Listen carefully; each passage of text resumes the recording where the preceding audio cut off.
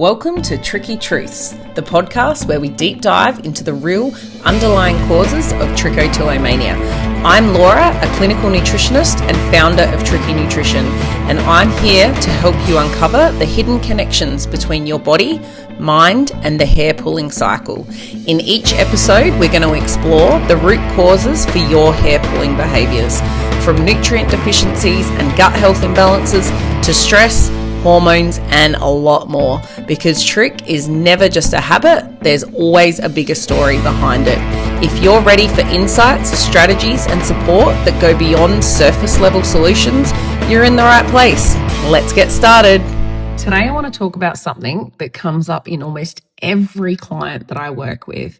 And I will say a lot of the messages that I get through my Trichy Nutrition social media pages, I always get asked about this topic. It is anxiety and trichotillomania. So for a long time, hair pulling has been explained as just an anxiety thing, a coping mechanism, a way to self-soothe.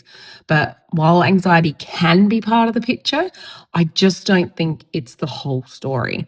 I do know a lot of people think that every single person with trich has anxiety, but I can tell you right here, right now, that is definitely not the truth.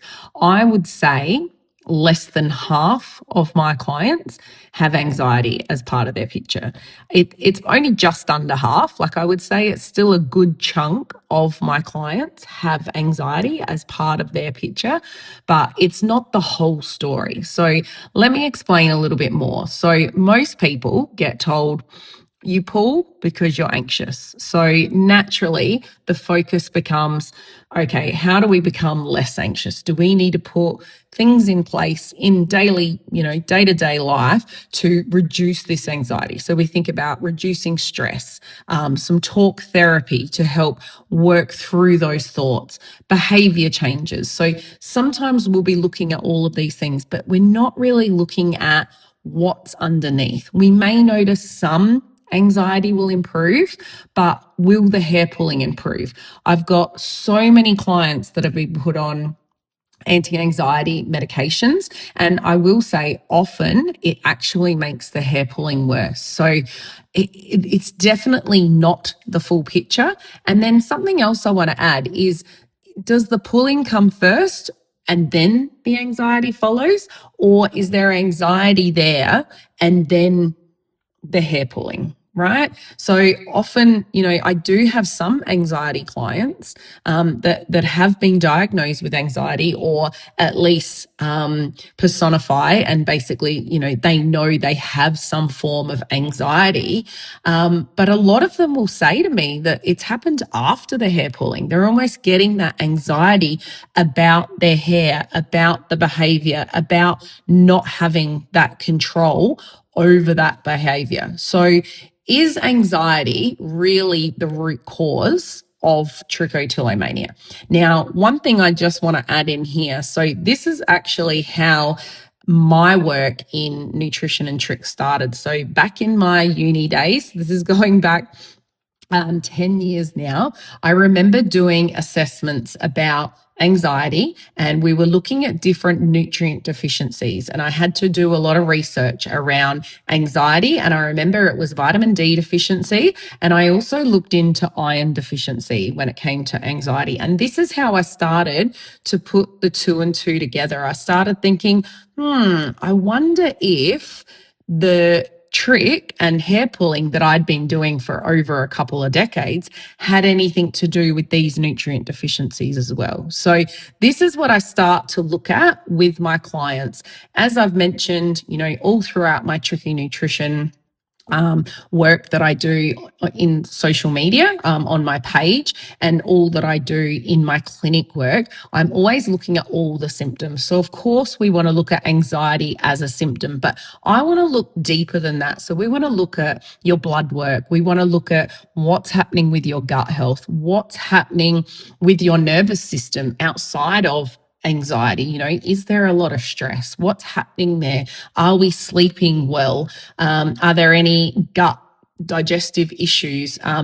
Mineral levels. We want to look at all of these things and how they might play a part in anxiety, but if there isn't anxiety, we can still look those things up. We can look up those, look up that data and we link it to the symptoms. So if there's no anxiety there, we may have low moods, we may have allergies, we may have skin condition, and we're looking up in this data to see how it is correlated to the symptoms that are happening. Obviously, we're looking at hair pulling as a symptom as well, but what shows up a lot, and I do go through this in a lot of other podcasts, but, low iron. So even though we might have low iron, it doesn't necessarily mean we're going to have anxiety. So low iron might manifest as other symptoms, So you may, with low iron, you may have sleep disturbances. So that's a really common.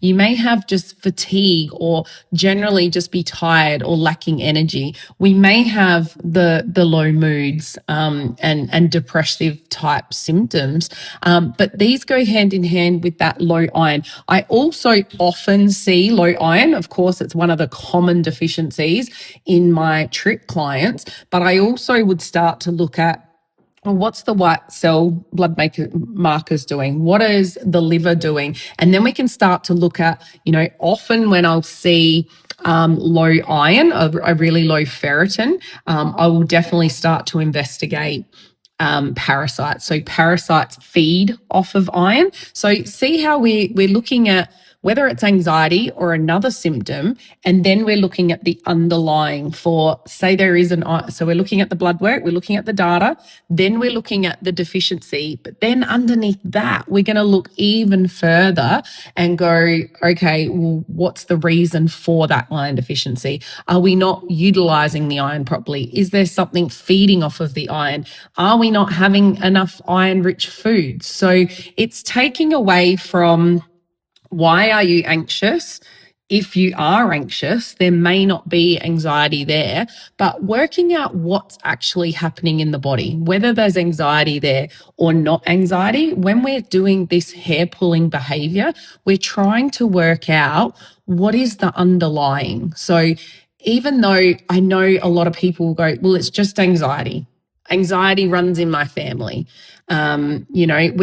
She's just stressed. He or she is just stressed. I don't want to look at all that. Yes, I want to know all that. We need to know all of that. But then we've got to look a step further. We've got to look at where this might be coming from, because it's not the whole picture. Okay. We want to look at, and yes, we want to look at stress. We want to look at nervous system. We want to see, are we pulling when we're overstimulated, when we're understimulated, if we're dysregulated? We want to look at all of that. But as we start to replete these deficiencies and these imbalances, you'll start to see that resilience level go up. So if there's anxiety or if there's not anxiety, you'll notice there's more resilience to that. I always talk about stress resilience, as in, I'll have a lot of parents will tell me, they're like, oh, I thought that, they would lose it and they wouldn't adapt to, they seem to be more compliant with things that they're told, or they can adapt to the next task easier. They can be, redirected to something else. I do find, those hair pulling urges, you'll still you might have partly a habit there still, but it'll be easier to redirect and put your hand back down. So it's not one thing. And I do want to say, and it's funny when I think about, I'll have mums message me and then I'll have them filling out the form, and the mum will have anxiety too, which I'm like, okay, you're going to learn so much as well, and look at your blood work and look at your deficiencies and imbalances. Like, I would love to work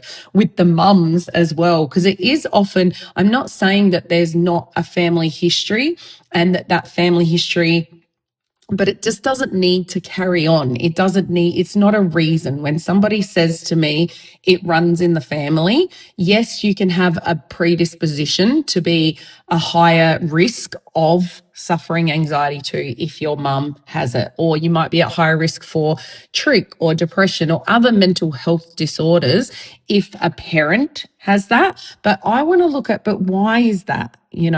Why is that? So it could be a methylation issue. So we're not methylating properly. We're not detoxing properly. We're not using folate. And if we don't have enough folate B12, we're not methylating properly. And we're not actually utilizing iron properly as well. Like, it's all connected. So it's looking at all of that. So looking at that physiological, not just the emotional, and just putting it down to treat anxiety. So we don't want to treat anxiety. We want to address nutrient depletion.